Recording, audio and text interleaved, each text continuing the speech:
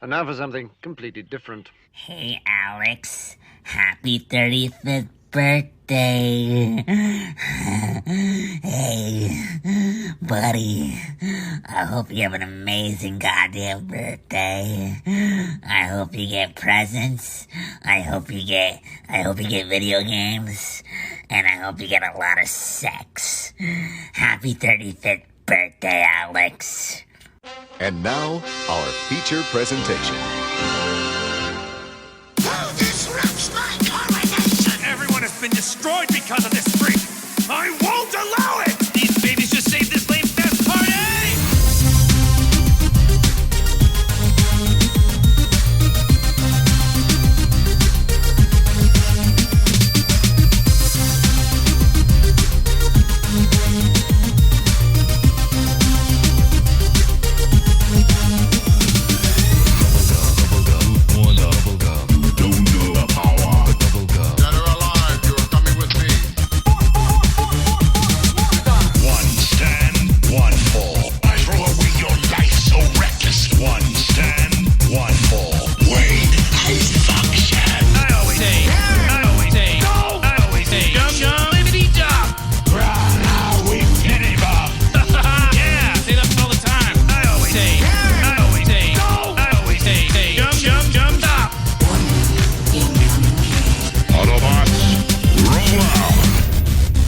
Guys, what's going on? You are listening to ThisWeekInGeek.net. I'm your host, Mike the Birdman, but I'm not alone as we continue this 15-year journey into podcasting in Canadian history.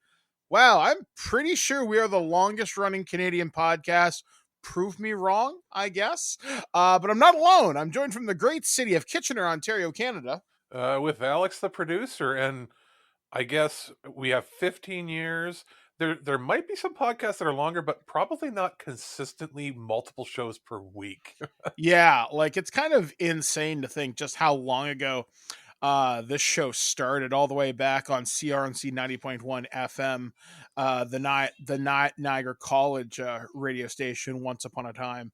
Like we did a big special for the 10th anniversary, but with COVID and everything and people doing stuff, we're going to have to plan some sort of special episode, maybe a retrospective later on this year at some point.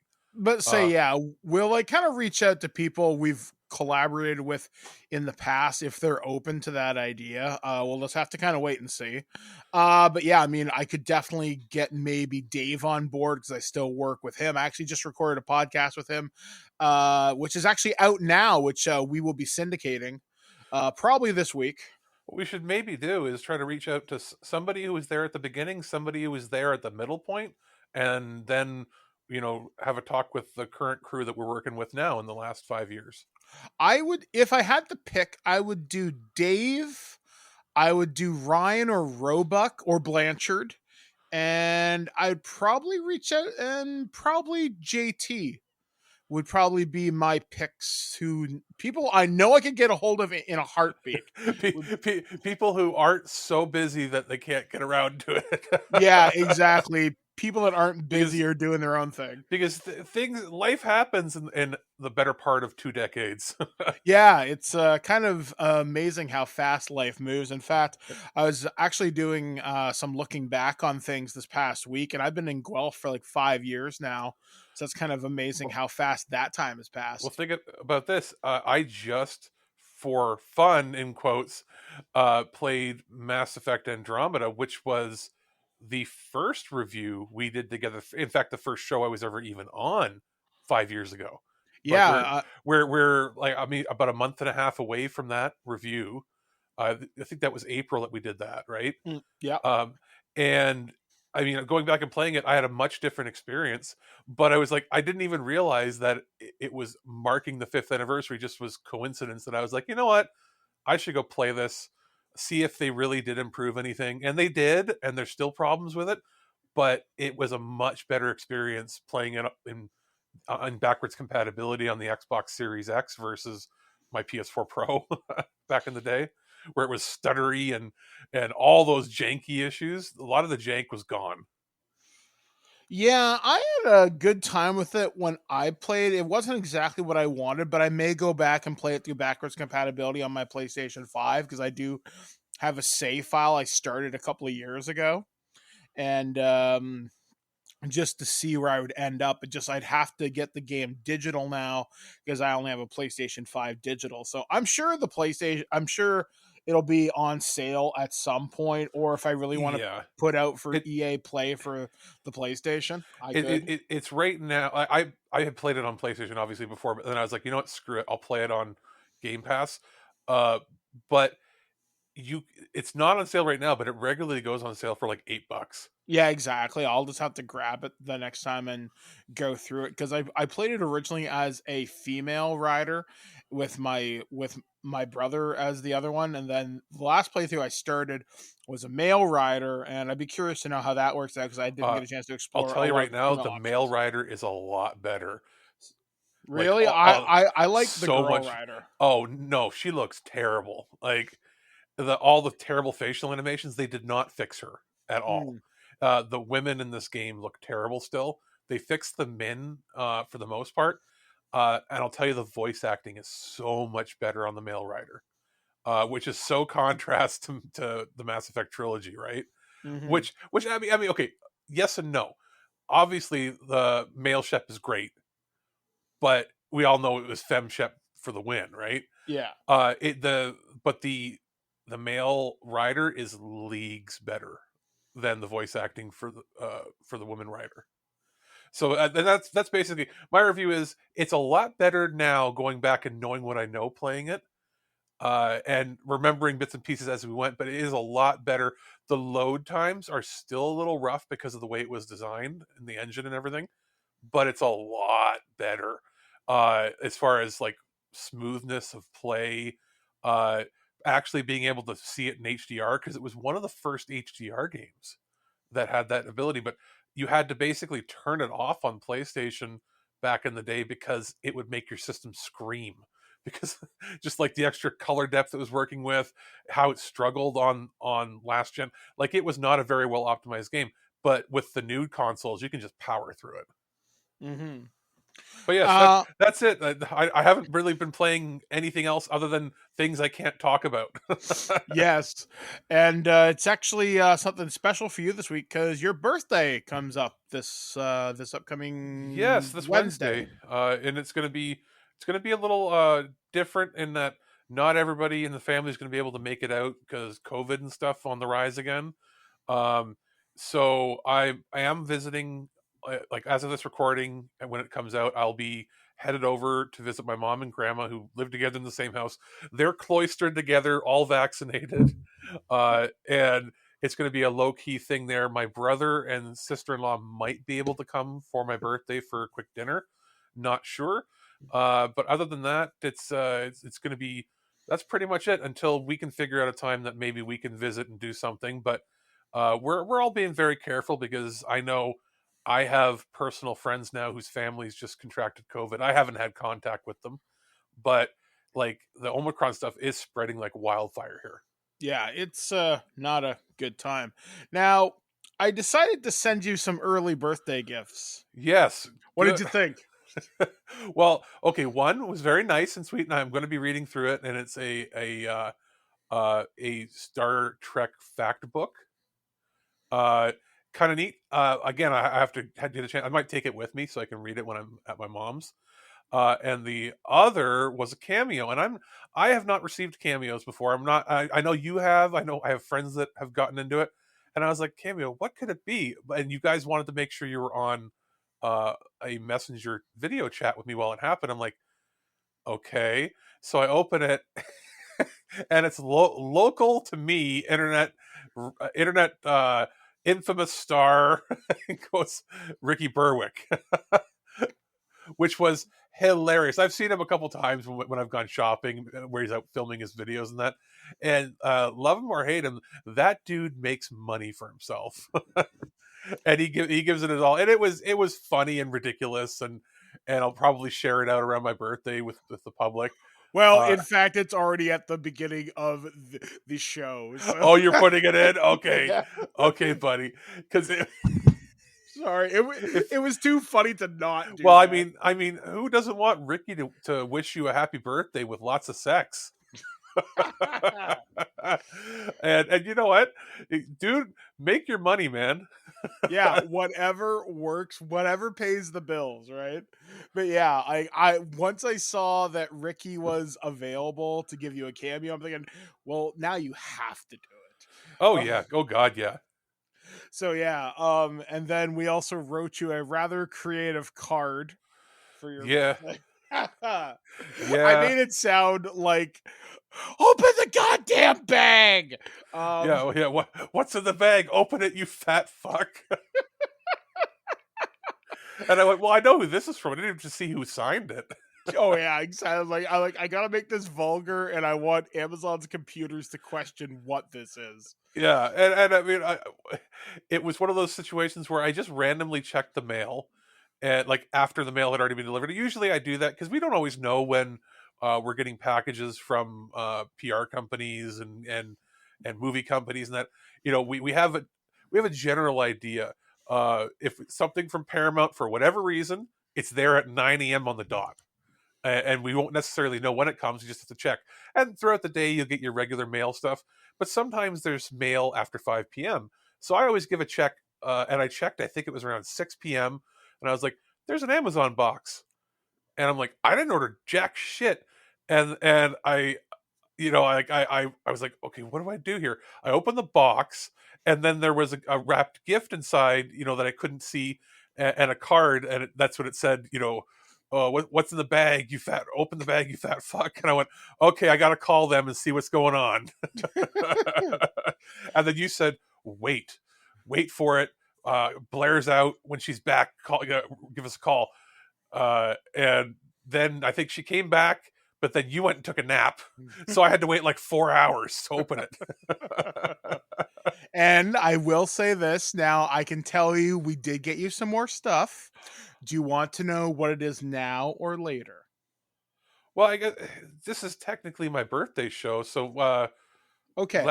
So what we got you is I got you a small micro plush, so it's about 6 inches tall, give or take, of the Iron Sheik. Oh my god! I saw that thinking, yep, that's Alex. Well, once I actually get my hands on it, I'm taking a picture and we're throwing that in, on socials. And I also got you the official patch from the Kickstarter for Stargate SG-1. So you now have an official Phoenix Site badge to go with your nice. Dr. Bob. And I got to put that on the RPG Messenger bag you gave me years ago. Yep. So there you go. You are now officially a member of Phoenix Base. That's awesome. Thanks, guy. You are welcome. So yeah, we got you that, and we're gonna send you a meal at some point. Just because I have a diet thing in like a couple weeks. So we will send something to you, since we don't know when we're going to see it. We might see it this coming weekend, but we don't know. Yeah, obviously with COVID. Nothing's set in stone right now. We'll figure it out. Like, this is my basically my third birthday under COVID. Because my birthday in 2020, yes, it was before COVID officially hit, but it hit during an ice storm. So I was like, I know what it's like to have an isolated birthday, and I don't care. Yeah, I know. I mean, your mid-30s are kind of shit right now. So yeah, I do apologize. Yeah, fucking garbage. So yeah, I guess in terms of what I've been doing this past week, I actually had a chance to open a lot of stuff I got for birthdays and Christmases and anniversaries. Finally, Liam, my next door neighbor, helped us put together some shelves this past week and a half, and we've been putting together a thing for all our movies, our Blu-rays and DVDs, and I have a shelf just for toys. So I had a chance to open all the real Ghostbusters stuff for the Plasma series for Afterlife. I opened a bunch of Marvel Legends, and I broke one, actually, taking it out of package. I had the Endgame Captain America, and as I was popping him out of the package, I must have put pressure on a bad joint. It's there's a peg that comes down from the bicep into the forearm, and that's how you can rotate the arm. That's snapped off at the peg, so the peg is stuck inside the forearm. You cannot fix it. It sounds like it might have been a slight defect at the factory, not like a defect in design, but like maybe your unit had a weak joint. That's kind of what I'm thinking. Like, the plastic was extremely brittle. It wasn't a knockoff because I bought it from a guy who presumably bought it from Walmart, as far as I can tell. So I trashed a $60 figure.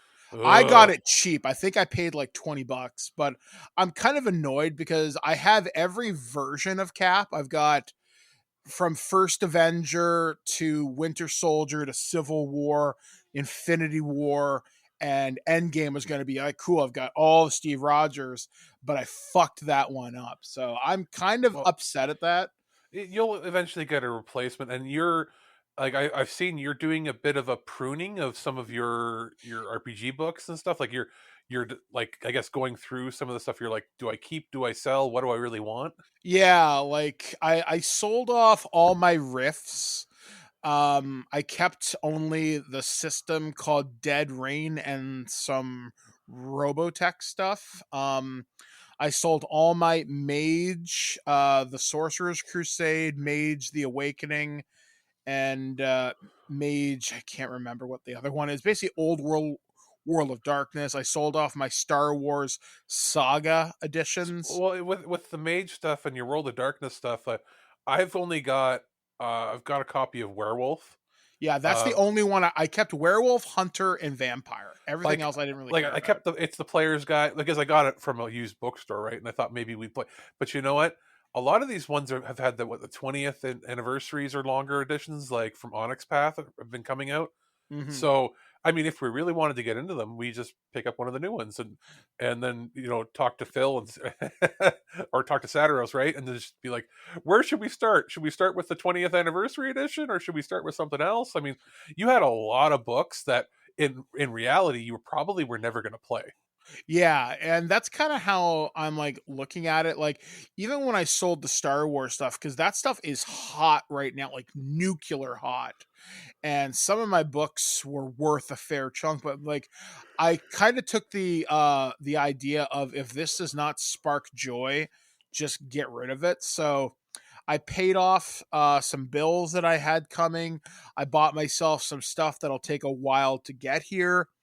Actually, I've never discussed this on the show, so I'll mention it before we go into our first review. I'm doing my first cosplay.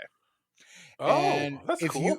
if you remember from Starship Troopers, the amputee who was the recruitment officer for the with mobile with infantry. the fake hand. Yeah, so what I'm doing is a variation of that. Oh no, wait, no, he did. Did he have a fake hand? He had a fake hand and fake legs. That's right.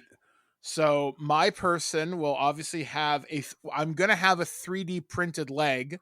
I'm looking into that right now, but I would be an ODST recruitment officer. So I'm actually working with a guy from Montreal who's making me the rookie's M6 Magnum pistol from Halo 3 Oh, ODST. so is that why you've had like sort of stealthy tweets back and forth I've seen saying like, "Hey, I'm working on this Halo project. Would try to contact people." And I'm like, "For what? If it's a podcast, shouldn't I know about it?" Oh, well, there's also that too.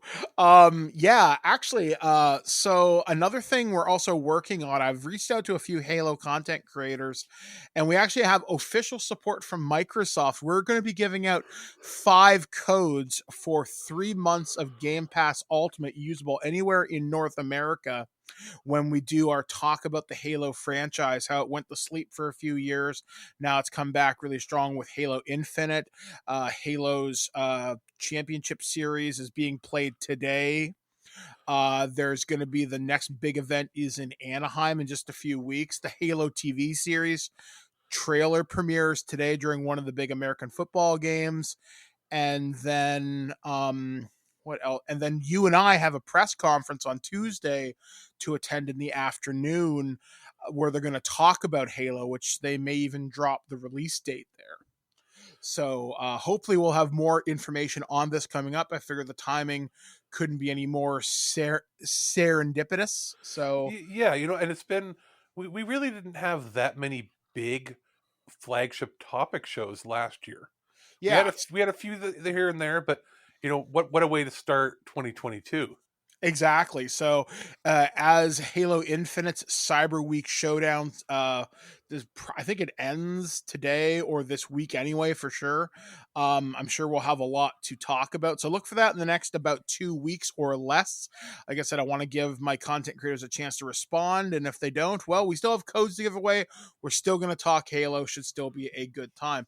But we have talked enough off the top of the show, so we're going to take a break here on ThisWeekInGeek.net. We have 2 reviews coming to us from Paramount Home Entertainment, looking at Clifford, the Big Red Dog, or Clifford as it was known in theaters. We're also going to be looking at the Wayne's World Party On 30th Anniversary 2-pack that I reviewed as a single, and then Alex will have his thoughts to add at the end of the show, and we'll have our review of the PlayStation 5 Uncharted Legacy Collection, which obviously chronicles Nathan Drake. We should be seeing that in theaters in just a few weeks.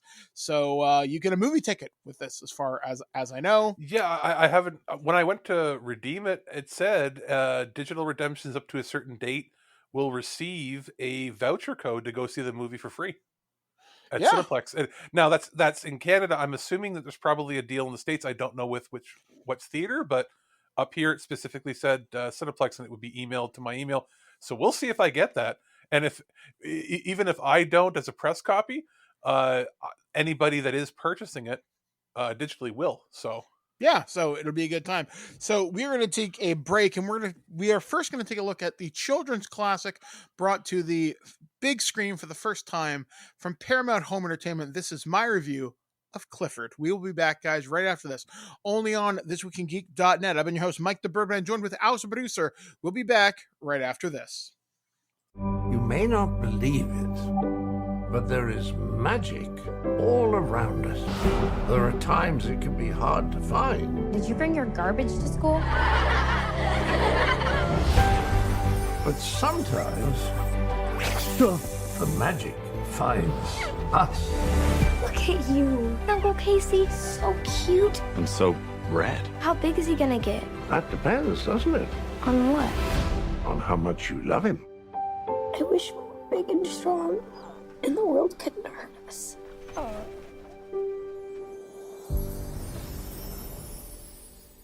Hey guys, this is Mike the Birdman here, and I'm here to talk about one of the latest releases from Paramount Home Entertainment. I'm talking about Clifford. That's right, the big red dog that all of us know from many scholastic book fairs across many generations. Man, can you believe these books have been around since like the 60s, I think? Clifford was a very big part of my childhood. I remember seeing these books through grades 1 through 4, really, really enjoying them. And just the idea of having a giant red puppy I always thought was kind of cool, that was super loyal, super friendly, and you'd learn a lesson. I know there's been some television adaptations, but this is the first big screen outing for this guy, and it's been a long time coming. And what we get here is it going to be a classic children's movie? I don't think so. Like, I don't think it's going to be like a modern classic like I think the Paddingtons are going to end up being. But long story short, it involves Emily from the books. She is just moved to New York. She's the new kid at school where they call her food stamp, so she gets bullied. And she runs across a magical man named Bridwell, who's named after the creator of Clifford, Norman Bridwell. And she finds a little red puppy, and Bridwell tells her, or says to her, he'll grow as big as much as you love him. And she gets paired up with her her mom's brother, Casey, and they have kind of adversarial relationship, but it's kind of goofy because it's a kid's movie. But anyway, she falls asleep. Clifford's the size of like Wiley when she falls asleep, and when she wakes up, he's the size of a hippo. He's like 10 feet tall. So she's like, shit, and hilarity ensues. And honestly, it's a surprisingly cute movie in a lot of ways. There's a lot of comedians in supporting roles. Like, there's Kenan Thompson from SNL, Tony Hale from Arrested Development, who shows up as a bad guy. So Buster Bluth runs like a biotech firm, and he wants the secret to Clifford being huge because money, I guess. And it's kind of an unnecessary subplot if I really had to do. And I think David Alan Grier plays the super, if I'm not mistaken. Either way, I recognize him from In Living Color. And the movie, the kids carry it. There's this Asian American actor who is hilarious. His name's Owen. Really, really, really funny. I hope this kid comes up and does some really funny stuff. The little girl, I know her first name is Darby, but I can't remember her last name. Really suits the role of Emily. There's another comedian who plays the character of Casey. He's funny. One of the highlight scenes of this movie is the fight in the convenience store.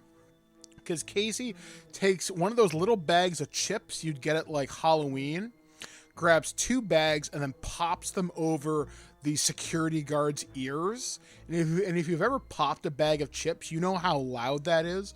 So that's a seriously damaging move. Don't ever do that to somebody. Oh, and there's nunchucks with salami, because why not? But anyway, it's a cute movie. I enjoyed it for what it was. I just don't know if it's going to be a classic moving forward. In terms of special features, there's not a lot here. There's sort of like a, how would you deal with a 10-pound dog? And it's like a 3-minute little kind of cutesy feature you'd see on like YouTube or something. There's another one where they talk with some of the cast, crew, and the director. They talk about the puppet, where they actually had to have 2 puppeteers on set, where they were dressed in like red tights.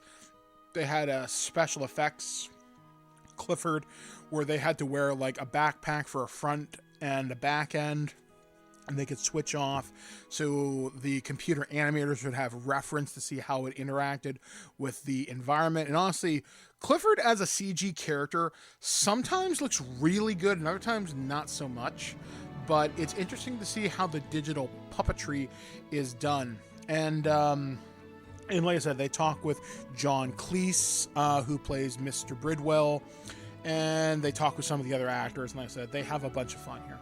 Overall, I think it's a pretty solid movie. I just don't know if it's necessarily worth owning unless you're a gigantic Clifford fan. But if you grew up with the books, and if your kids are into the scholastic stuff, I do think it's worth a watch. I do think it's worth, at the very least, a rental on VOD. I do think that. Or if you can get this for sale, or if you want to give it as a gift to someone, I think you'd be doing them a pretty solid favor. So once again, that is Clifford from Paramount Home Entertainment. I give it a watch. Definitely. The Prime Minister of Sweden visited Washington today, and my tiny little nipples went to France. Gossip, rumors, panic in the streets. We're lucky. This Week in Geek News. Welcome back to ThisWeekInGeek.net. It is time to dive into the news as one of your newscasters today, Mike the Birdman, joined by Alex, producer. It is time to break down what happened around the planet this past week. And if you're a streaming music listener, it has been impossible to avoid this news, whether you're a consumer of podcasts or if you're a consumer of streaming music. You may want to pay attention. So according to CBC.ca and multiple outlets, has reported this week that Joni Mitchell has joined Neil Young in pulling music from Spotify over lies.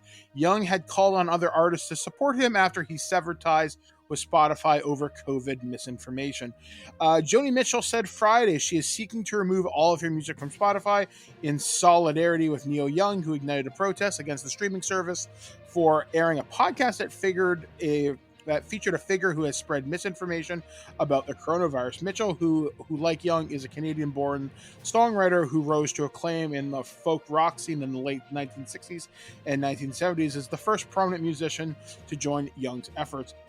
Irresponsible people are spreading lies that are costing people their lives, Mitchell said Friday in a message posted on her website. I stand by in solidarity with Neil Young, and the global scientific and medical communities are on this issue. Following Young's actions this week, Spotify said it had policies in place to remove misleading content from its platform and has removed more than 20,000 podcast episodes related to COVID-19 since the start of the pandemic. But the service has said nothing about comedian Joe Rogan, whose podcast, The Joe Rogan Experience, is the centerpiece of the controversy. Last month, Rogan interviewed on the podcast Dr. Robert Malone, an infectious disease specialist who has been banned from Twitter for spreading COVID misinformation.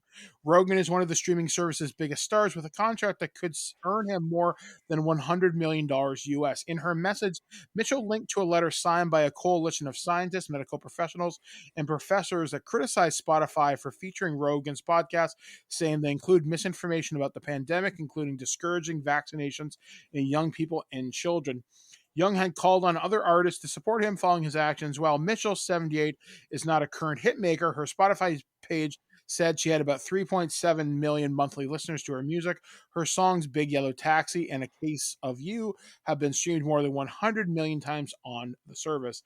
In a message on her website Friday, Young said, "When I left Spotify, I felt better. Private companies have the right to choose what they profit from, just as I can choose not to have my music support a platform that disseminates harmful information," he wrote. "I'm happy and proud to stand in solidarity with frontline healthcare workers who risk their lives every day to help others." Despite Young's move, some of his music can still be heard on Spotify.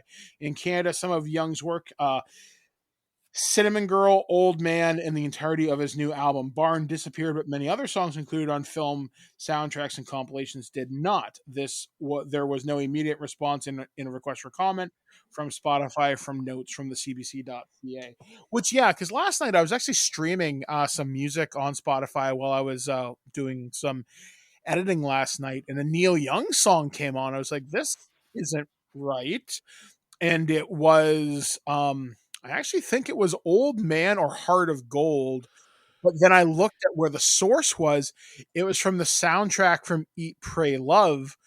And I guess when I favorited the song to keep in my like songs, I didn't check the album.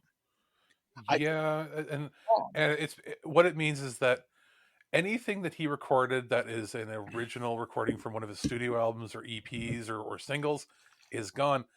How that is there might be a slight variation. It might be a second longer, or it might be a slightly different mix for an album. The one that I saw was the 2009 studio remaster. Also, when you're featured on a soundtrack CD, that's a separate agreement with the label and not the artist. So that's kind of how that works. Yeah, but it can also be that when they ran an algorithm to remove his songs, if there was a variation in the bit, like a lot of times the same song will be used for the album, and then they'll copy that copy into a soundtrack. Mm-hmm. If they pull the album and the song from like the main album, it'll pull it from all the other sources that it's in, unless that there's a different version of the same song uploaded. Mm-hmm. So it sounds like they ran a quick scan over everything that he owned, pulled it, and now they're going to have to go manually and remove each individual one, because it sounds like he owns the individual rights to his songs completely. So it doesn't matter if the album comes from a soundtrack. If he owns it, he owns it. So you'll go to that soundtrack and it'll just be missing tracks, which is what you see sometimes when you see compilation albums. And then they had an agreement with Sony to have a few of their songs on an album that's owned by, let's say, CBS, not CBS, whatever it is, the A&M Records or something. So they might have the rights to be there, but at any given time, Sony could pull the rights, and now you've only got 14 out of 16 tracks on Spotify.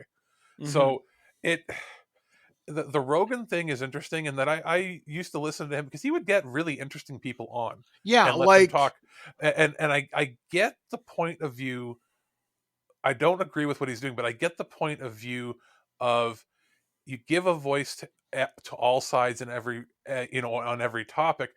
It becomes a problem when you're only having certain people on.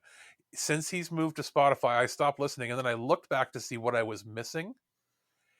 And 90% of his guests now are all the same people putting certain, like he's clearly only getting certain people to pander to a specific base, which he didn't do before. And part of that is because he's getting fuck you money from Spotify. He can do what he wants, and if he loses his contract, they already paid him like $50 million up front. So he doesn't like, it doesn't matter if he gets canceled off his platform in quotes, because guess what? That's fuel for his fire. So they're terrified. The only people that have anything to lose here is Spotify and big streaming tech themselves. Because if they have to pull him, what happens here is this completely tanks the future prospects of all streaming platforms. Because they're going to be so risk adverse. Yeah, I mean, my main problem with it is, yes, everyone's free to have a voice, but when you're actively spreading something that the majority of the scientific community agrees is fucking stupid, you got to draw the line in the sand somewhere. Absolutely. And you know how you curb that, but I don't know if his ego would let him do it. Mm-hmm. Is you start out each show, or you have a notice when you go to his channel, you just have to put a notice saying that there's controversial views and discussions here. Spotify does not endorse nor support all the unsubstantiated claims, and he can even have in his thing saying that the views and opinions expressed by the guests are theirs alone. I mean, or alternatively, you could paywall certain episodes, have 99% of his stuff free as per his contract, or have it free, but before you play it, it's not hard to code it in. Before you play it, have not just an explicit tag, have a tag that instead of just auto streaming towards it or going to it, that those specific episodes, before they play, they have a notification that says what I just said, but also click here to agree to this, and it just has a notification saying that what is being posted are opinions based, and that are that don't have confirmed facts involved, yada yada yada. There's a way around it so that, one, it doesn't spread to the masses immediately, and two, if you choose to listen to it, that's of your prerogative, but that there's a notification saying that these are unsubstantiated and should not be taken as fact. Mm-hmm. Yeah, I mean, like, we stay on Spotify because the podcast service we use just automatically disseminates. Plus, it reaches the largest amount of listeners.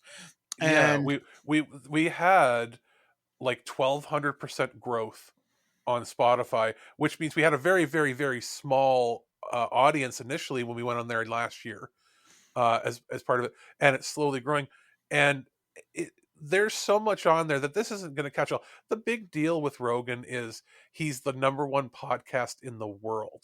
Yeah, like, and he when he knew moved, how to hit it hard. And when he moved there, it's the big money talking. So I don't like. There are people that have, and artists that have fundamental issues with streaming in general because they don't like the monetary aspect to it, like how little money they get, or like there's an economic factor to it compared to traditional radio and traditional downloads and everything. So we can't get into that scope here, but that for somebody like us, where we're just providing, it's another platform to listen to our stuff. We don't make extra money off of having it on Spotify. We just get extra listeners and exposure. And for us, whatever method you choose to listen to us, we're happy with. Yeah, exactly. I mean, ultimately, you are free to make your own choice. And as long as you make an informed choice, that's all that we particularly care about. That being said, stop having fucking morons on your show all the time.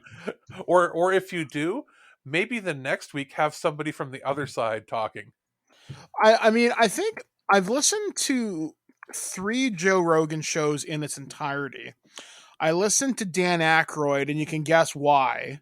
I listened to Leanne Remy, I think is her name, the girl who was in the FLDS church. That was like, he had already been big and had a lot of big people on, but outside of some of the really controversial things, like having Jordan Peterson and some other people on there, which I agree that he needed to have a voice. People need to have a voice when you're only hearing one side of a conversation. there is a point where you need to hear somebody else's side, especially when it's not just vile rhetoric. So I understand, like, I do want to listen to other sides and I want to hear other opinions, but the Leah Remini one was probably the breakout for him, that he was already one of the biggest, if not the biggest podcast in the world, but he went from being the biggest podcast in a genre that nobody's really heard of the older generation. Most people didn't know what podcasts were, right? Outside of the younger and the more hip people. That showcase that he did with her, the long form discussions, coincided with the A&E specials that were coming out. Yeah. And that is what propelled him into, mega money category. Without her and a couple other key podcasts, he wouldn't have got the deal. Yeah, I mean, the only other one I listened to was the guy's considered a fringe scientist, and you could definitely be made that he's probably a liar, and it was alleged former Area 51 employee Bob Lazar, if I remember correct. But I definitely listened to the first two. Bob Lazar, I'm a little hazy on whether I did listen to that or not. But yeah, so obviously these musicians are free to do what they want. I think what they're doing is actually pretty cool. Whether other big artists will follow. I mean, I think what would be really telling is if another Canadian artist, let's say Drake, joined in and did something, but I can't see Drake doing that to his young audience, because that's the thing. It's the boomers and above that are saying we're going to pull our music. You haven't seen many young artists say anything. Well, the other thing is, people listening to the younger, hipper artists are not the people that are going to believe what Rogan's people are saying. For the most part, yeah. I'm if you're into popular Canadian rap from African Canadians, you're probably not a eating horse paste. Yeah, you're probably not an Alex Jones fan. I would hope not. You know what I'm saying? Like, I'm not trying to paint everybody with the broadest brush possible, but read into what I'm saying what you will. That you're not likely somebody right now cheering on the convoy of truckers, is what I'm saying. Yeah. Watch the Canadian news and watch when they point the cameras at all the crowds, and you'll notice something. Yeah, it's pretty fucked up. So it's pretty white, and by pretty white I mean entirely white and not the most intelligent looking. Yeah. It's that's a whole other discussion for a whole different day that we don't need today. I don't think we really need to go further than making the jokes here at this. Exactly. In all good fun, but I would say, because otherwise we're going to melt our own brains discussing it. Pretty much. All right, so let's move on to a lighter topic, and honestly a surprising one for me. So according to comicbook.com and several other outlets, a sequel to 2021's Mortal Kombat movie reboot has officially been greenlit at New Line Cinema. According to a new report from Deadline, work on Mortal Kombat 2 is now officially started its scripting stage, with the studio hiring Jeremy Slater to write the follow-up film. Slater, who worked on a litany of projects in the past, the most recently served as the writer of Marvel's upcoming Moon Knight TV series, which is set to debut in March 2022. Details surrounding the plot of Mortal Kombat 2 are still sparse, but the conclusion of the first film, which was both released in theaters and on HBO Max early last year, teased that there would be more to come in the future. And while that future remained hazy at the time due to WB's lack of a formal commitment to a sequel, it seems that the movie's success has prompted work on this new installment to now begin. In a year where Warner Brothers opted to release nearly all its major movies on HBO Max throughout the 2021, Mortal Kombat surprisingly ended up being the strongest release of the bunch on the streaming platform. And while much of the film's success via HBO Max may be due in part to its launching earlier in 2021 before movie theaters really bounced back from the pandemic, this viewership still proved that fans were hungry for a new Mortal Kombat movie. For now, finer details on when Mortal Kombat 2 might actually release are still up in the air. Furthermore, it remains to be seen who will serve as the director this time around. In all likelihood, though, much of the cast from Mortal Kombat should be making a return in this sequel, alongside plenty of new faces were teased at the end of the last film. I'm looking forward to this. I'm really hoping it'll be something special. It'll be special. It'll be special, all right. I also have breaking news that I'd like to release here on the show. So this news literally just got posted about 2 hours ago. The Halo TV series now has its official premiere date. So I'm now significantly more excited. Once again, from comicbook.com. And you're going to take advantage of that $1.99 or whatever they have, like the promo usually for the first month of I've been paying for Paramount Plus since the service started in Canada, which is arguably really weak compared to the US, but it's about 30% of the content, if that. Yeah. If that. So the Halo TV series premiere date has now been revealed. The upcoming Halo TV series will officially premiere on March 24th, Paramount Plus has announced. The reveal of the release date is that's early. That's way earlier than I was expecting. Yeah, same here. I thought this was going to be a June release, like after school ended and stuff, but I guess when people work from home and do school from home, it doesn't matter when you have what are seasons anymore. Yeah. So the let me see, where was I? So the reveal of the release date is somewhat strangely embedded into a teaser for the upcoming full trailer set to release today during the halftime of the AFC Championship game between the Cincinnati Bengals and the Kansas City Chiefs. The football game is set for 3 p.m. Eastern. I'll be asleep.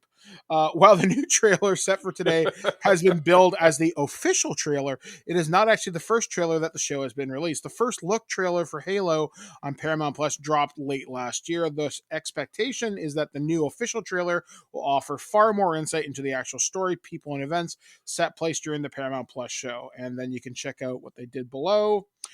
Basically, we want to use the existing Halo lore, history, canon, and characters wherever they make sense for a linear narrative, but also separate the two distinctly so that we don't invalidate the core canon or do unnatural things to force a first-person video game into an ensemble TV show, said Halo franchise creator Frank O'Connor on the show Silver Timeline recently. This was an interview that was done.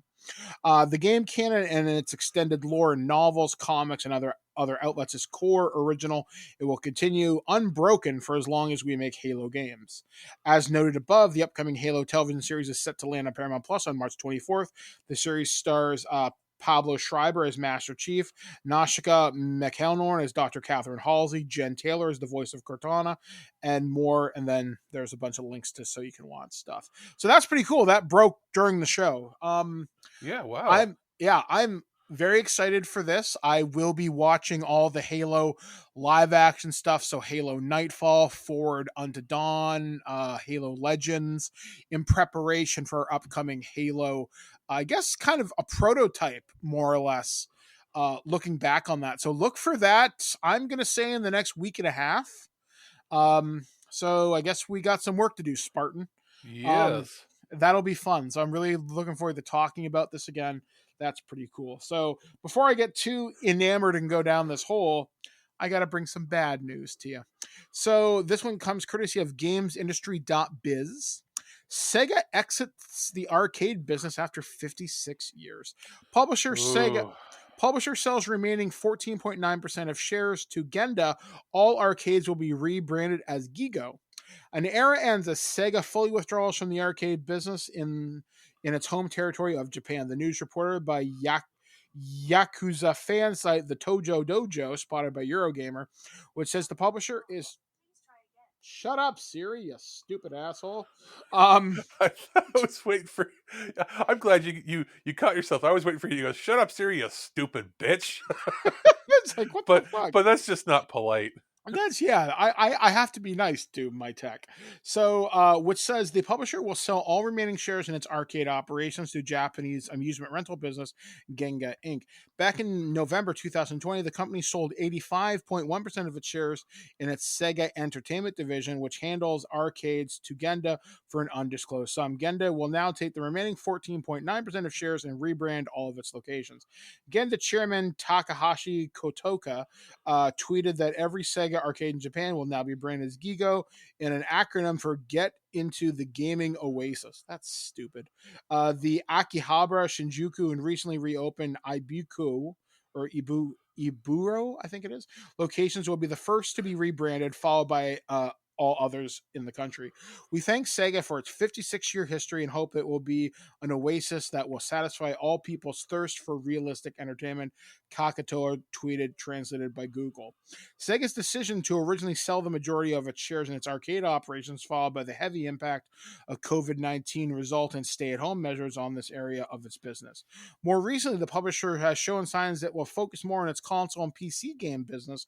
When announcing a cloud partnership with Microsoft, Sega referred to a new super game strategy, which will center around developing new and innovative titles, or where they will key focus on global online community and IP utilization. Now, this is obviously a sad day because the Sega arcade, like Sega and Namco, were the only people keeping the arcades open. Yeah, like, because Capcom only really puts out one cabinet, and that's Street Fighter. Well, they put out one cab every 10 years with slight variations to it. Yeah, because I mean, we're exaggerating slightly, but that's pretty much for the mainstream. That's it. Namco, Namco doesn't realize that it's not the 90s anymore. They somehow have been putting out a ton of games that we never get, or we'll get like weird ports, like a Gundam game will come out there and be super popular, and then we'll get a weird port of it like years later. Yeah, like the last time I went to a real arcade is I went to one for my bachelor party when I got married in 2011. And I remember Sega having a number of shooters, but they were older titles. I don't remember who made the Terminator Salvation game, and that was one of the newest ones I saw. There are still a few companies, whatever the company was, I'm drawing a blank, that made the Rambo game. That was probably one of the most recent ones that, I mean, it's probably 10 years old at this point. Mm-hmm. And the company Raw Thrills, it might be the same company. They're the ones that did Cruisin'. Yep. They're still around. There's a few boutique ones in America, and like two or three companies that are still making actual arcade cabs. And then in Japan, Namco and Sega was like 50-50 for almost everything. Mm-hmm. So with them being gone now, yeah, sure, they can turn their focus to this, but this also, like, the saddest part to me is, like, we haven't had arcade, like Sega arcades here since what fucking Palladium was sponsored. When Palladium was Sega World back in the 90s. Yep. They had like 50% of the arcade machines in there were Sega games. The last big Sega arcade game I can remember two distinctly for me. I played an original Sega Rally machine, which actually posted a pretty funny meme the other day, where it was Homer Simpson and Chief Wiggum in a Sega Rally car. It's really well cut together. And I played an original Virtua on machine with the dual joysticks. That is a transcendent experience. Oh God, yeah. And Namco makes stuff like that now. Like, they sort of took up the mantle. So, I mean, I'm assuming. Well, what's crazy is Namco makes a lot of the games, but Sega does a lot of the hardware. And not just that, like, they make their own hardware too, but the vast majority of actual arcade venues were owned by Sega. Yep, especially over in Japan and places. I actually remember my first Sega arcade machine, and I remember because it was so innovative for the time. And you've actually seen this too. Anybody who's seen the movie Terminator 2 knows exactly the arcade machine I'm going to mention next. It was the sit-down version of Afterburner 2. And my local arcade had one, and obviously I wasn't always a big guy, but I sat in this thing. Our gyroscope still worked, and this thing could rotate incredible, like, you were pulling off literal stunts, and this is what got me into a lot of flight sims, because before that I'd played like Red Baron and stuff like that on the 486. So this was unlike anything I'd ever played before. And after seeing Terminator 2, I was like, oh, that's awesome. And our arcade only had it for a couple of months because I think some kids busted it. But I remember distinctly sitting down in that cab, pulling the like afterburner thrust on my left hand side, holding the control yoke with my right, and then controlling thrust with, I think, the foot pedals. I just remember that game put you in the zone. Like, you felt like you were fucking Maverick and Top Gun. You were fighting Iceman. It was an incredible arcade game. And Sega's arcade experiences were always something special. There was another game, I don't recall the name of it off the top of my head, but I know I've talked about it on this show a couple of different times. Sega was one of the first companies that did 3D holograms that I'd ever seen. Yeah. Outside of the experimental stuff in the 80s. Yeah, so this game, it was in like, the only way I could describe this game now, it looks like a giant popcorn maker that had the big dome on it. And in the middle of this dome was a clear space, but it could project a 3D hologram character that was fully 3D. You could see all the different angles of this character, and it was a time-traveling cowboy or something. Oh, I thought that was an American company, but I'll find it on YouTube. There was a video about holographic games. I think it used Laserdisc to read as the storage medium. Maybe I'm wrong on this, but yeah, I know what you mean. I saw that exact thing, and it was probably, I think, an 80s project, maybe 80s, early 90s. I saw it at one of two places, and I can't remember because I was so young. Either the Ontario Science Center, which is where a lot of, like, you'd think it's like all old-timey science, but that's actually a really fun place. They would always have a little venue when you first walked in, and you got your tickets to go into the building. To the left was the Omnimax IMAX Dome, which is awesome. And then straight through was Exhibit Area A, which was the stuff that changed on the monthly basis. The rest of the building had stuff that was more permanent in there. It's a huge facility. But that's where I got to try the Sega VR headset, which never ended up actually coming out. Like, not the one that they did, like, they had a home VR headset, but like the one that was the arcade one, where you walked into like an octagon and you walked on a treadmill that could move in all different directions. So you'd walk up in there and shoot things. It was like Reboot almost, the way the graphics were. It was a first person shooter. So I tried that there. I also tried a card-based battling game that used like almost like a Game Boy, where you swiped like these cards through there and it would digitally fight. It was kind of cool. It was mid-90s. It was either I tried it there at one of their exhibitions, or I tried it at Ontario Place not Ontario Place. It would have been the CNE, the Canadian National Exhibition, in the one building which is now used, I think, as a car show. But back in the late 80s, early 90s, that facility was the Canadian version of like an E3, where all the newest arcade games and tech would be there, and you could line up at the CNE and try them for free. It's one of those two places because that sort of blends together with me. But I remember seeing that tech and thinking it was absolutely insane, because you're right. It's like, it's vector graphics done in a holographic sort of thing. Like, it is freaky weird. Like, it's not like wearing 3D glasses and seeing something pop up in 3D. It's physically being projected into a 3D space. I always thought it was really neat how we had little things like that. It's a little sad now that we don't. We used to get some stuff at Fan Expo. Now Fan Expo is, here's a ridiculously long line for autographs, and here's a bunch of Funko Pops and shit you don't care about. Even when we do have we don't really have like a premier gaming convention up here, and it was, I think at the time it was a two-factor thing, because E3 wasn't in the 90s. Like, it was so new and it wasn't broadcast to the public. So like, that was a trade show. These were not trade shows. These were consumer, like, you either saw it at the expo, which was the consumer thing, or you went to the science center if it was something that had a new technology, which is what this would have been. So like, in a sense, it was sort of E3 for all before that was a thing. So yeah, I don't think we have anything like that anymore. Not that I can think of.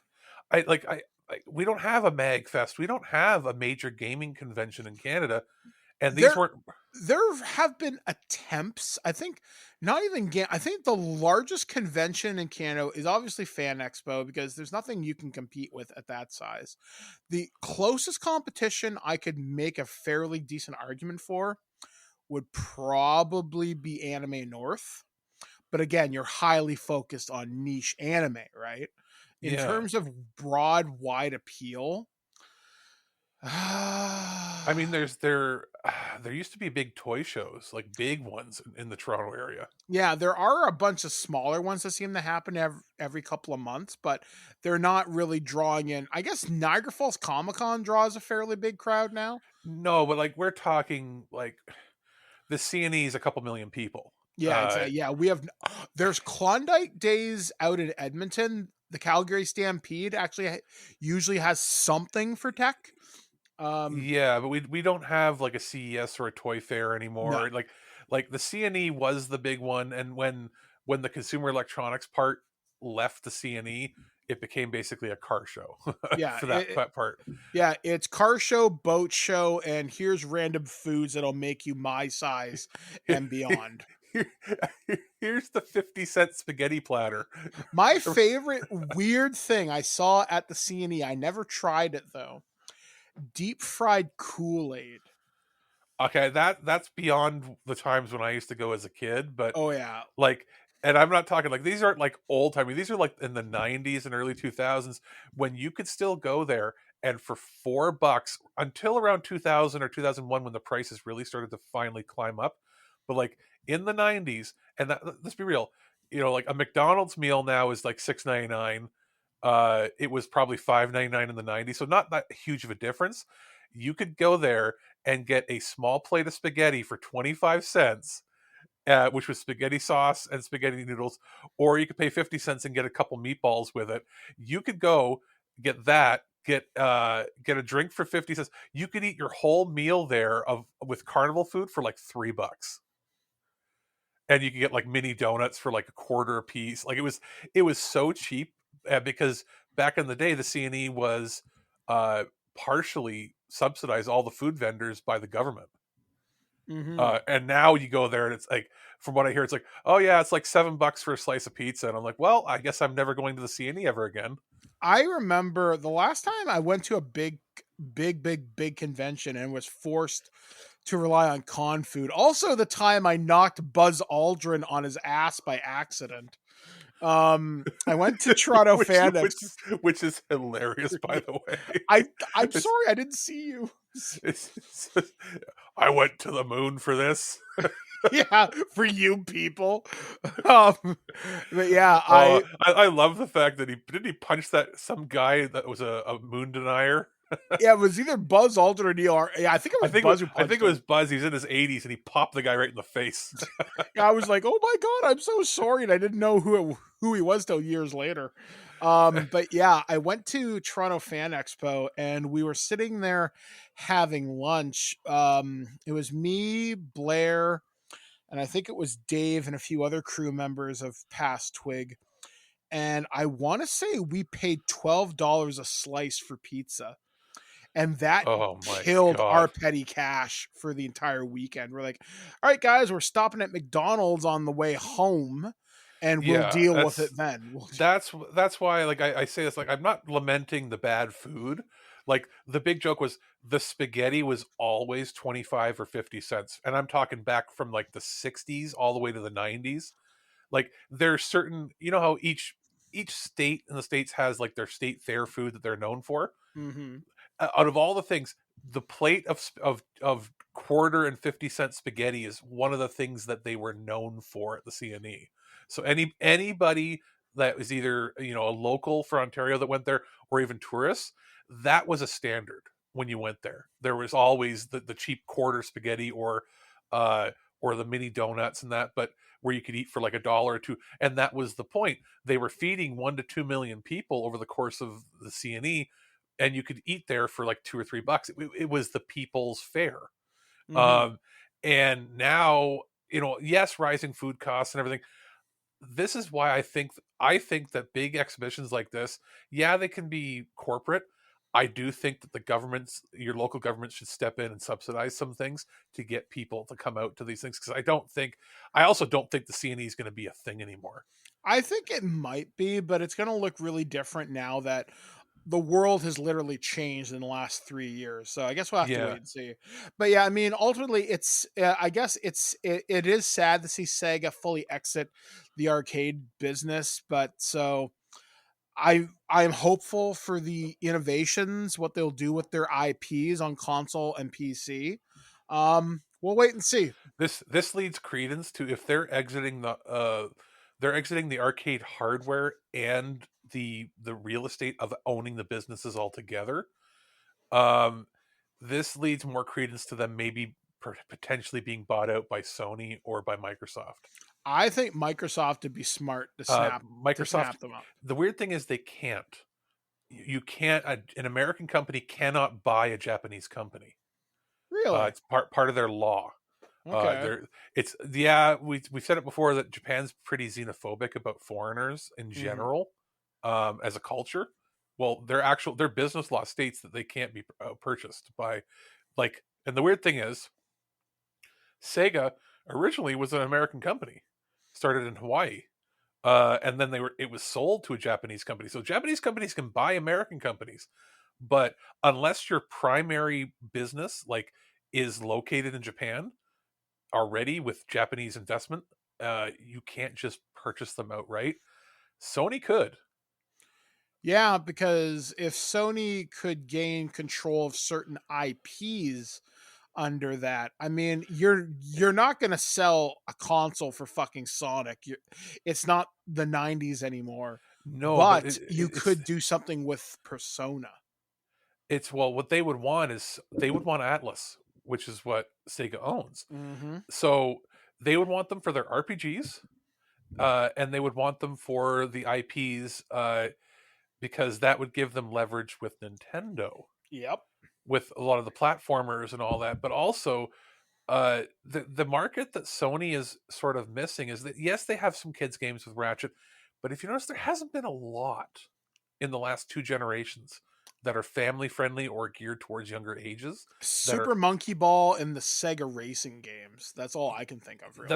I'm saying that's what Sony would want, is they want to grab that market. Yeah. And so, as far as pure Sega titles, they have a back catalog that they would probably want for their streaming services. There's that. If I was Sony and I had the money and I could work it out, the 3 companies you would want that they could actually probably afford, is you'd want to grab Sega, you'd want to grab Konami, and you'd want to grab Square Enix, because they're not going to get Capcom. Capcom is probably more tied to Nintendo than anything, and there's not enough there for them to want it. Konami has basically been a shell of a company for years, holding together mostly through their pachinko machine business. Mm-hmm. I could see them selling off the gaming division, selling their IPs if they really wanted to, and maybe having a long-term deal to still license them to their pachinko brands. Mm-hmm. But I could see them buying Sega, and I could see them buying Square Enix. Square Enix has some big titles on the horizon, but they're going to have some, and I mean, this is my prediction, they're going to have some really big flops this year that's going to pile on to the Stranger Fiction Final Fantasy Chaos is going to sell horrendously and review really bad. It's going to be really popular with streamers, showing off how bad it is. Yeah, I'm not predicting great things for that game either. That Forspoken looks good. I don't think it's going to sell. Yeah, I mean, I think Square still has enough horsepower to stand on its own, but unless it has a couple of really good years, and I mean solid 2-3 titles a year sell over 1 million copies, I think they're going to be in some trouble. Look at what they have in March, April, and May. They've got the Stranger Fiction one, which is probably going to be their biggest investment flop. And it's like, even if the gameplay, like let's say they nail the Souls-like gameplay, the story looks so bad it's turning people off. And then you've got the Chocobo GP Racing, which That looks fun. which is coming out the same month, does not have a physical pre-order on most websites. Then you've also, and then Project Triangle Strategy looks like it's going to be a really well-reviewed game that probably sells really poorly on Nintendo. Because strategy games, unless they have the Final Fantasy Tactics in it, don't sell. And I mean, it's going to be a good game. I'm going to probably pick it up. So they've got those 3 potential flops in 1 month. And then Forspoken, which is a really expensive game that I think looks good. I think it's going to be good. I mean, I could be completely wrong, but I also think it's going to sell really poorly, even though it's one of the few PS5 console exclusives. And the only thing they have going for them is that Final Fantasy XIV is now the largest MMO in the world. Mm-hmm. They have that, and they have they're banking on future support for Final Fantasy 16 and 7 Remake Part 2, which we don't know how far away those are. Like I saw a report banking recently they're banking their business on games that aren't out yet. Yeah, I saw a report that we could see Final Fantasy 7 Part 2 as early as next year. And the same with 16. So yeah, this would be like, other than 14 is keeping them afloat, because we know that 7 didn't make a ton of, even though it sold like crazy and got all the press, that dug them out of a hole. It didn't make them a lot of money. It dug them out of debt. Whereas Avengers kind of didn't do much at all. Tanked them. And look at Guardians. We were all bad about it. I ended up getting it for Christmas, and it's a good game, but it sold so poorly that within 1 month it was being sold for 50% of its value. Yeah. So it's there in a heap of trouble. Now would be the time for Sony to swoop in before the other Final Fantasy projects come out. Get them now. Get Sega. Get Konami. Who knows? They're stubborn for some reason, but I would think now is the time to start buying things up, and we're probably going to see things soon. But like, it is a very sad day that Sega's left, because everybody was pointing to like Japan and be like, well, Japan keeps arcades alive, and now all you can say is Namco keeps arcades alive. And for how long is that going to be? Yeah, exactly. So we'll have to wait and see. So that is going to do it for this edition of the Nerd News, only on ThisWeekInGeek.net. We're going to take a break here on the show, but we're going to continue with our gaming coverage as Alex takes a look at the newest series of Uncharted games released for the PlayStation 5. We will be right back right after this.